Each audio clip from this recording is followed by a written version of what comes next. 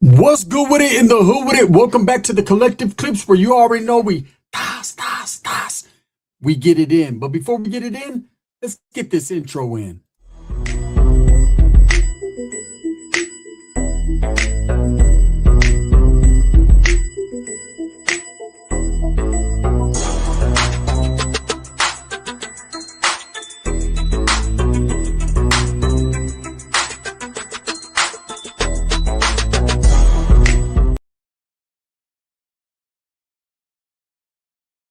Welcome back to the channel. And if you haven't already hit that like and subscribe button, make sure you go ahead and do that. Put your notification bell on all so that way you're directed in the direction of the dope content that I stay kicking. And I appreciate the support, man. Thank you. I'm very humbled by it, right? So you ready for another super gunner? Oh, yes, indeedy. I wrote graffiti all over the bus, menudo style, in a direct fashion. Old school. Who remembers that? Let's go. This one guy was an animal in prison. Fuck yes, he was, man. Hey, you know what? That old saying, give respect where respect's due. Fuck that. Give respect all the time because you never know, right? So I did time in Corcoran prison. I did time in New Corcoran, which is also known as SADF. But when I was in Old Corcoran, that was probably the most dangerous prison I was ever in. When I was an active gang member, you know, there was a lot of removals happening at that time within the Norteño movement. There was a lot of Southerners fucking doing a lot of chequeadas, doing a lot of things, right? And it was a very temperamental prison. It was hot in the summer. It was so hot that when I went to the oil and I came out, my whole fucking head cracked, right? It was bad. I was leaking oil all over my face and shit, breaking out because of the oil from my skin. It was bad. Nobody wants to go to Old Corcoran. SADF was a different animal, but Corcoran was where the animals were, right? And I was thrown right alongside with these guys. You know, I had went to Jamestown prison. And when I landed in Jamestown prison, it was considered a bad yard by the Norteño standards, right? So that meant that it was a 50-50 yard at the time. It was the 3 yard. And by it being no good, I knew that I couldn't stay there. So what that entailed was I was going to have to pick a target and get off. Now, of course, you want to pick the highest target available. And it just so happened to be my luck that leaving Tracy and going to Jamestown, I was placed in R&R in a holding cell, and I was with the dude from Delano who was wanted in the highest degree, right? And so I didn't even have to hit the yard before I got off. I got off in R&R and was placed in ad seg pending a committee meeting, ICC, right? Which is you go before this committee and they give you your trans pack, right? Your trans packet, and they ship you wherever they're supposed to ship you. Now, that doesn't necessarily mean you go where you want to go. You're going to go where they send you. And in my case, they sent me to Corcoran State Prison. Now, when I got there, I knew it was real life. I had heard about the gladiator wars back in the days. I knew Corcoran was very well known, a dangerous level 4 prison.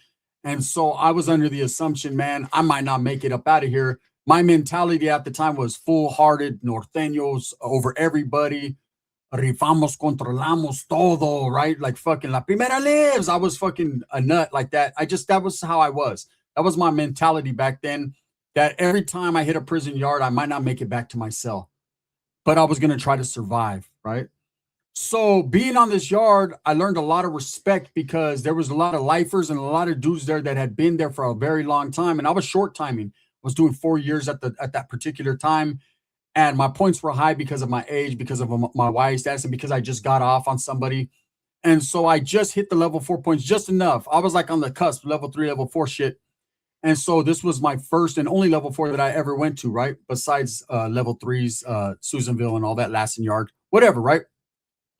So I get there and I'm embraced immediately from the homeboys. They're like, what happened? I show my paperwork. Look, I got off in Jamestown. They say, oh, they did you like that? Yeah, they did me dirty, whatever. I got off within fucking an hour of arriving. They're like, cool. Everything's good, right? Check my background. I'm smooth. So I get what is called embraced, right? I get cleared by the household. So I'm right there. So now I'm peeping the scene. And one of my positions was, I was told by my cellie, right? He was a homeboy from Sacramento. He told me, look, and he didn't have the yard, but he was like way up there at the time. And he told me, look, bro, what I'm going to need you to do is every time you hit yard, he was the yard security, meaning he controlled the yard for the Norteños. Didn't mean he ran the whole prison. He just, when we went to yard, his position was to maintain the integrity of the Norteño movement while on that yard, right? Be very professional, do what you got to do and maintain positions as far as security. it's all militant and it gets technical. But that's what we had to do to survive, especially in a dangerous place like that. You have to always be on point, always be aware, because motherfuckers is going to get you, right? Straight up. Hey, if they sense weakness, you know what I'm saying? They bulldog you, right? They shark you. They Sanho shark you. So you just really have to be on point. But there was a different level of, I guess, aura in the air. Like, these were dudes that did not play. If something went down, it went down. So probably my first week there, I seen my first removal, and it was done by Southerners, right? They hit one of their own, and it was violent. It was quick. I was unaware of what exactly was going on, and I knew just get on your fucking stomach and just stay aware, right? So I had a homeboy. You always walk in twos. At least that's what we did back then, twos or threes. So my boy that was with me was from Stockton. He was right there. We're looking out like, oh shit, right? And he was like, damn, they're whacking the fuck out of that dude. And they were hitting him pretty vicious. And I was like, oh man, if they're doing it like that, right? I could only imagine what the Norteños would do to you, because there was a thing within our movement, which was we're going to one up. It's like a competition when it comes to removals. Everybody wants to do the most violent, vicious, to make a statement, right? To set a demo down so everyone knows, like, hey, they're not fucking around. So probably about a month later, I see the whites get off, right? On one of their own. And it was crazy because the white dude they were trying to remove was a big old dude. And he was with the activities. They were whacking him, but he was punching their lights out, right? He was dropping fools. Eventually, the woods got him, brother, right? They got him. They super wooded him, and he was stretched out. So I was like, it seems like everyone here leaves on a stretcher. Helicopter time in Corcoran prison. So there was this dude on the yard. Big dude, real güero complected, real white complected, very light skinned, right? But he was a Southsider. He was from the Inland Empire. Okay, he had real big IE tatted on him, and he used to walk with the shirt off, sunglasses on. And I remember he had short hair, and it went back. And I was like, damn, I never seen a white dude with hair that fucking back, like old school fucking Chicano style back in the 90s, right? He used to walk the yard, not arrogant, but confident, right? And I remember, even though he was a Southerner, I used to like try to walk like him and shit. I would see him like, damn, this fool's a straight G, right? He's a straight gangster. You could tell. Now, I don't know of his status on the yard, and I didn't know what was happening behind the scenes, but I guess there were some questionable activities that happened at a different prison prior to him getting there or whatever. I never figured it out because I never talked to anyone about it, right? But one day he's walking on the track, and me and the homeboy, we're walking, right? There's a homeboy from Visalia. And we're walking, and we're getting close to him. And he's kind of looking around, like being aware, right? And I got to the point where I always walked the track. I had to do my 4 laps, and then I would work out with my celly or work out with whoever. But I see him, I say, buenos dias, right? It was early morning yard. He was like, buenos dias, as he walks by. So that became like an everyday thing. Till one day he's walking, he's like, hey, youngster. I'm like, what's up? He said, where you from, eh? Right? And usually the opposition don't ask you questions like that, but he was being pleasant. It was pleasantries, right? You could tell it wasn't like, hey, where you from, homie? It was just like, hey, where you from, you little youngster, right? I was like, I'm from Merced, the Central Valley. He said, that's right, homie. I'm from San Bernardino. He's from the IE. And I said, oh, that's cool. I didn't know what IE meant at that time. I was still fresh in the game, right? All right, that's what's up. Now, what I didn't realize, I would always see him walking. He usually walked alone. The reason for that was not because he was tough and because he could do that, was because he had hitters all around him. He had dudes that were walking there that were either protecting him or they were on him. I thought they were protecting him. Like, I peeped the scene after a while. Like, okay, there's always a couple Southerners in front of him, a couple behind him. He might be one of these big guys. So I told the homeboy, like, hey, this might be a target. Even though we were cool, like we're being pleasant with each other, he might be a target, high priority. So I got at the homeboy who was the yard security, like, hey, what's up with this guy? Because my job was to count. I had to count all the Southerners on the yard. I had to see if they were hiding weapons, try to find weapons. We'd walk by and kick the grass and see, because Southerners always had weapons buried and all kinds of shit. And so when we were always kind of trying to find weapon stock so we can make weapons too, because you had a mandatory have a piece. And on level 4 yard, everybody's strapped up. It's no fucking fighting, right? It's all fucking knife play. And so there's a lot of shit that goes on. Like X-Rated said in the Sun, there's a lot of things on the yard that happen that can't be spoke on, right? So I see him and he's getting a little bit more familiar. Like, hey, what's up? He'll see me and be like, all right, I see you, man. You're starting to get size. I was working out and doing my thing. And I was like, yeah. And so I'm like, yeah, that dude, I'm telling my boy that always walked with me, I'm like, man, that fool's a gangster right there, bro. You can tell that fool's been through some shit. So, right, what I didn't know was this guy had fucked up along the way and they were going to take him off the yard, right? So I remember it was hot as fuck. It was like July. No, it was right after the 4th of July because we had the 4th of July. They had good food, cheeseburgers and shit, and I was all happy. And that was when I had went to the hole for like 3 or 4 months. I went to the oil, right? What happens with me and my celly, we got caught with a razor blade. They said it was a piece because my celly used to do artwork. He used to fold up all those fucking, back in the days, people used to use packs of cigarettes. They don't have it like that anymore when they used to make the picture frames and all that. He used to do that out of regular paper and he'd cut strips with the razor. So it wasn't a weapon, but they classified it as one. Well, they hit our cell. They found it. I'm not going to admit it. He's not going to admit it. We're like, we don't even know that was already here, right? And later on, he did take the beef and he was like, I was using that for my fucking paper mache, whatever the fuck he was doing, right? But we ended up doing like 3 or 4 months in the hole under investigation for a weapon. And I was stressing like a Smith & Wesson because I thought I was going to get like 9 or 10 years for possession of a dangerous weapon, right? Not only that, when I went to the oil, they didn't put me on potty watch. I had a piece. I had a piece secured. Yes, I hooped a piece, right? So I had a piece secure and I was able to flush it, get rid of it, break it down and get rid of it. It was a plastic piece. And whatever, I should have kept that motherfucker in the oil. I might have needed it, but I was like, fuck that, I'm getting rid of this. I was already stressing. So anyways, when I was in the hole, I guess that's when somebody came from Pelican Bay or wherever they came from and they knew about this guy's shit. Now, this guy wasn't no punk, but he had been at some point in time on the mesa, meaning that he was what you would call a shot caller for the Southsiders, right? And so I guess he had fucked up and he was in question with his people. They didn't know whether to hit him or not. They were waiting. They're writing letters to whoever they need to write to, their people, to find out if they needed to remove him off this yard. Word came back, get him, right? So when I come out of the way, I remember it was right before the 4th of July because my whole head was cracked, right? My whole fucking head split from doing time in the oil and then coming out to that hot sun, beamed on me. I remember we had 4th of July thing. I remember walking the track, and this time I walked past him, he didn't say nothing to me. But the nerves were getting to him. Shit had been going on while I was in the oil with this dude, right? So anyways, I'm chilling with the homies, whatever. I got kicked back out in the yard. We're mobbing around, and one of the homies tells me, hey, now we got to really peep out. Something's going on with the Southsiders. Now, they're not obligated to tell us nothing, but you could kind of tell when another group's going to do a removal. Like there's a electricity in the air. The yard's quiet. Like motherfuckers could tell something's cracking, right? And what had happened was there was a business deal where a northerner was doing business with a black dude. The black dude was getting some H, right? Some black from a white dude, right? That white dude was getting it from a southerner. The black dude burned the white dude. Like, fuck that, I ain't going to pay you shit, right? So there was tension between blacks and whites. The southerner, because he got burnt because he wasn't getting paid, there was tension there with them and the blacks as well, and the whites. And we were on the outside like, fuck, right?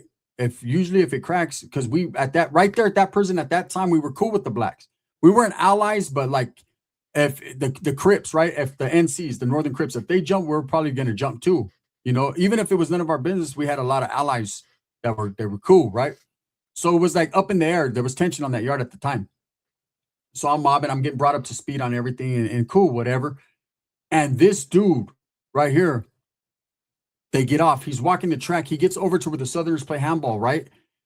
And I seen it before it came out. I seen like 4 or 5 dudes getting off. And usually with the Southerners, it's usually 2 or 3. They'll wrap you up, take you down, and they'll hit you, right? They'll have 2 hitters. Or usually there was like one dude just hitting and the other one just wraps them up. 2 or 3. It's usually how they did it. We were different. We had a 4-man team at the time. You know what I'm saying? 1 hitter, 2 bombers, and a retriever, meaning one guy would whack you, boom, boom, boom. The other 2 would stay on you, boom, boom, boom, boom. The other guy would take the piece and dip. Hated being a retriever. Did that, right? Hated that because you're probably going to get caught with the piece. So anyways, I see it go down. I'm telling them, oh, shit, they're moving on that dude. They're whacking this dude. This dude is knocking out every single Southsider moving. It was like ants attacking a piece of caca. Right? They were on him. Boom, boom, boom. And dudes just kept flying because one thing about the Southerners, if they see that their homeboys are not getting the job done, they are going to get the job done.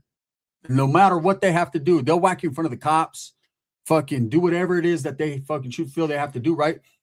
And this dude's not going out like that, right? And it made me flash back to YA, right? And I'm going to tell you about that in a minute. So this dude, he's boom, boom, boom. They stick him, but they don't hit him where they want to hit him. Like they could have did better. It could have been a sneak attack, but I guess he was already aware. He already knew he fucked up. He already knew something was coming. He probably was writing his people too, like letting him know, like, hey, he was fighting it, right? Fighting the injustice of what was going to happen. So they take him off the yard. He goes to the oil. Okay, so it's about, he's in the oil. I'm thinking, okay, he's gone. they're going to ship him out or whatever. Usually that's what they would do. They ship you to a new prison and it starts all over again. He'll have to go over there, justify and whatever, or he'll check in. He'll roll it up and go to S&Y, and then you'll never see him again unless you go over there, right?